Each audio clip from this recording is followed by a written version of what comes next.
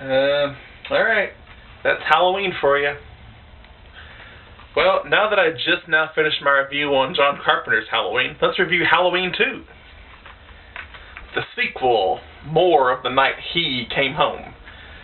So, the sequel came out in 1981 and it was directed by Rick Rosenthal. And one thing I love is that it takes place right after the original. Like, hardly any other sequel or horror sequel in the world has done that. Except maybe Seed of Evil 2. And that's it.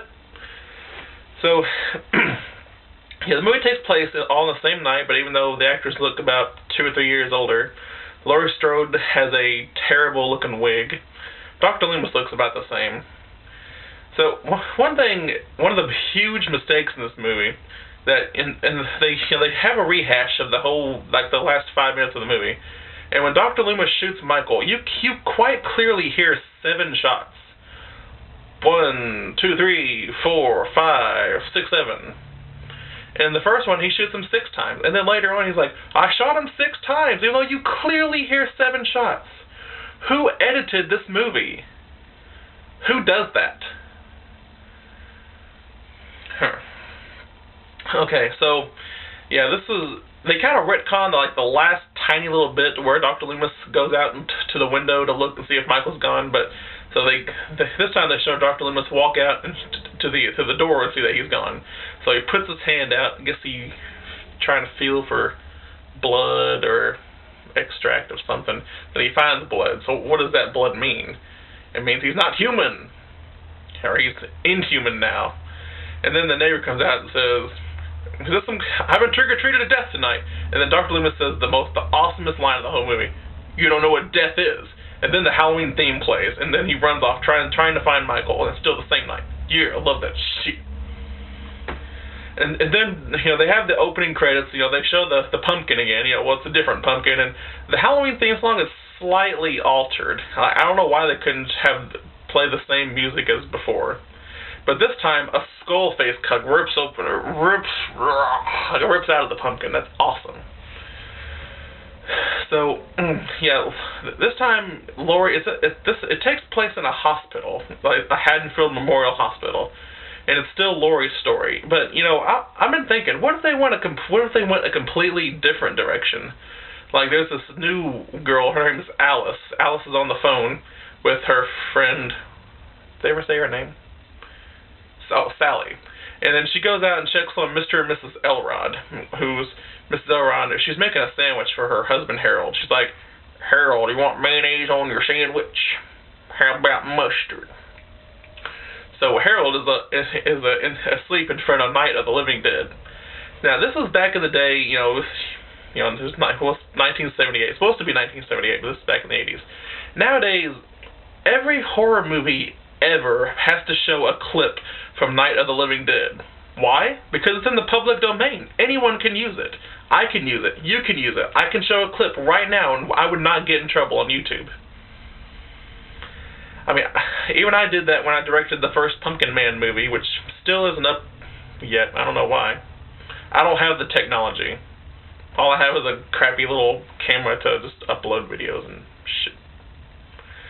Like, so what if this movie was about Alice? Like, let's say, Michael just left Laurie alone for now, and he just went after Alice and her friends. Like, Alice could have went off to some Halloween party, he could have just followed her and stalked her and think of her as the next Judith look-alike or something. But no, she ends up dead too. So now it's very police-oriented. In the original, Dr. Loomis said, no, don't tell anyone. Don't look for them in every street corner. Just tell your men to keep their mouths shut and their eyes open. Now there's police everywhere. Yeah, and this is just, 10 seconds after the original. Yeah. So this time you have Deputy Hunt, but we still have Sheriff Brackett, who is still kind of on the outs with Dr. Loomis. Because for some reason he thinks Dr. Loomis is the one that let Michael out in the first place, which we know is not true. It was probably the man in black. Or maybe, I think Michael was supposed to let himself out, like he pushed his way out. So Laurie is taken to Haddonfield Memorial Hospital, or Haddonfield Memorial Clinic, yeah.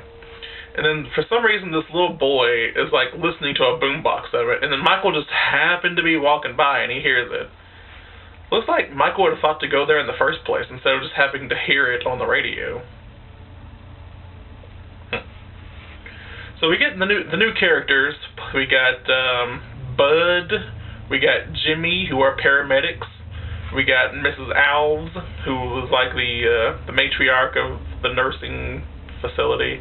We got Dr. Mixter, who's supposed to be like this great doctor, but he's a drunk also because he got drunk at a party. We got Nurse Jill, who's so adorable. I just love her. We got Nurse Karen, who's so hot. Yeah, she gets naked in a hot tub later. Yeah. Then we got Janet, who doesn't really want to do anything. She doesn't want to go to the other end of the hall because of some reason. I don't know. Alright, so Michael kind of leaves he ditches his knife at this school. Well, we find out later that for some reason Michael broke into this elementary school, and there's no explanation why. He just, the police are looking for him, and his knife is there, and he cuts into this picture, and he writes Samhain on the wall, but Dr. Loomis calls it Sam Hain. For the longest time I thought it was said like Sam Hain, but I found out later it's pronounced Samhain, the Lord of the Dead, the end of summer, the festival of Samhain, Sam Hain. Like, why would Michael want to do that? When he's, this whole night he's trying to find this girl who's not related to him at all whatsoever. And, why would he take time out of his very busy schedule to go into the school and do all this? It really makes no sense. Okay, so then what happens? I think Jimmy, who's like the paramedic, he's sort of in love with Laurie Strode. Yeah, but Laurie Strode's character doesn't really do much until like the last 15 minutes of the movie. She basically just lays in this bed and just kind of, she's paranoid that maybe Michael's still out there, maybe Michael's still alive and, wants to come kill her. But, none of the doctors believe her, and they just put her under and kind of make her numb from the pain and all doped up. And then, then Dr. Loomis runs into Nurse Marion Chambers, who he doesn't recognize, even though he just saw her, like, the night before. Like, if you were just with someone, you look like you would recognize them, right? I don't know. And let's see, I'm basically spoiling everything for you. So then a marshal comes for Dr. Loomis, saying he has to get out of Haddonfield because he doesn't want anyone from Smith's Grove near there because of plot hole. I don't know. So then Marion Chambers releases this new plot twist, this new information, that Laurie Strode is in fact Michael Myers' sister. What? Yeah. Like in the first one, Laurie Strode was just some random babysitter who happened to walk up to his house and he's like, oh, I'm going to stalk this bitch. But then all of a sudden he's like, oh, this bitch is my sister. I'm going to follow her now everywhere so I can kill her just like Judith, my other sister. How does he know that that's his sister? He has never seen her. They show it's like a flashback, but the dream sequence of like Laurie Strode visiting Michael in the asylum. But we don't know if that's supposed to be a dream or just like a flashback or like it actually happened. But how would he know what she looked like at that present time unless he had a picture of her somewhere? These things don't add up. And let's see, so we get pretty close to the end. There's this big, huge climax, another chase scene. This is the second time Laurie Strode's been chased tonight. And then she gets out there, she's outside, right? And then Dr. Loomis goes into the hospital, and she's, help! And then, like, where Dr. Loomis cannot barely hear her. And then when he walks in, she's, help me! That's when she screams it as loud as she can. It took her, like, forever to get her bearings and what to say, right? So then they have another chase scene, and then there's this huge explosion, and things happen. Stuff and things. So I'm gonna try to keep this review short and to the point, unlike my last review that I just did. I would give this movie an A, just because it's a really good sequel. It takes place right after the original, which hardly ever happens, and they really try to make it feel like it was just a few seconds later, and I love that. So I think it's a great sequel. Check it out.